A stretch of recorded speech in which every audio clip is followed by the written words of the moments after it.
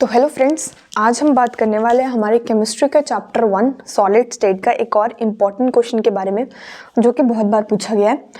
तो क्या बोल रहा है what is radius ratio. Radius ratio क्या होती है?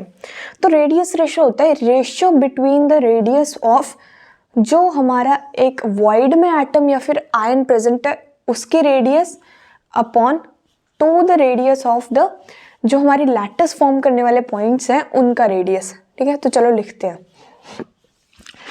सो रेडियस रेशो इज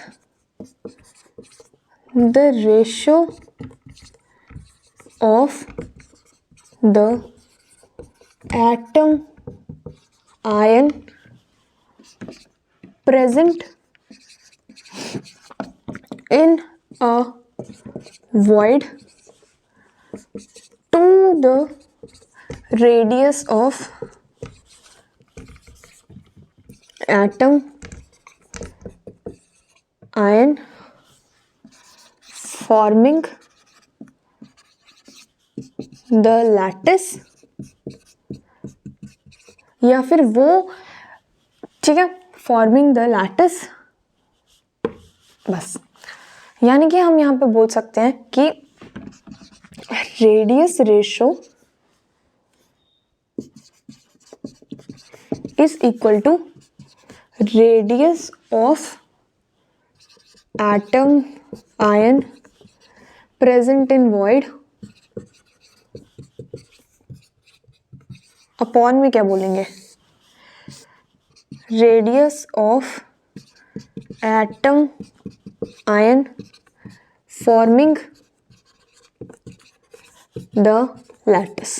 ठीक है, यही होता है सिंपल सा, यानी कि रेशियो ऑफ रेडियस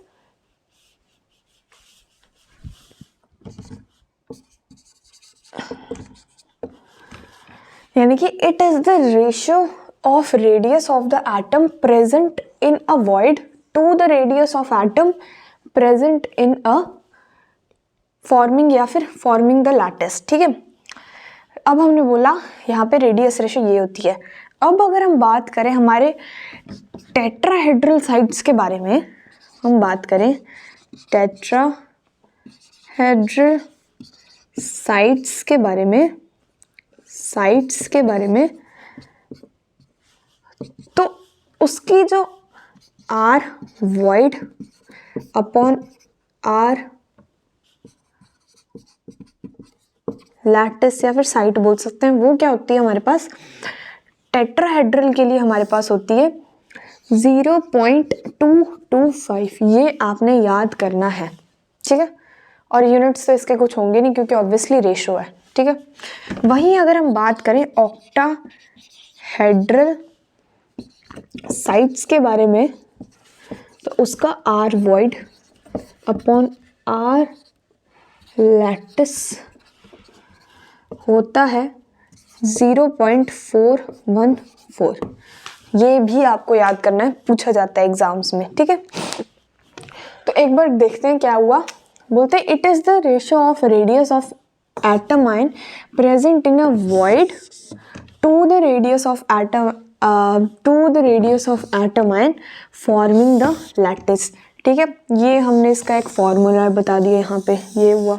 ठीक है, वहीं पे अगर हम टेट्राहेड्रल साइड्स की बात करें तो उसके लिए हमारा जो रेशो होती है वो होती है 0.225। ये आपने याद रखनी है, इंपॉर्टेंट है, एमसीक्यूज में भी पूछा जाता है और वैसे भी अगर क्वेश्चन आ गया तो उसमें भी लिखनी पड़ेगी। वहीं अगर हम ऑक्टाहेड्रल साइड्स के बारे में बात करें तो उसका R void upon R lattice होता है 0.141। ये भी इंपॉर्टेंट है, बहुत बार एमसीक्यूज में एक एक नंबर के पूछे गए हैं ये। ठीक है, so this was all about radius ratio. I hope you understand. Thank you so much for watching.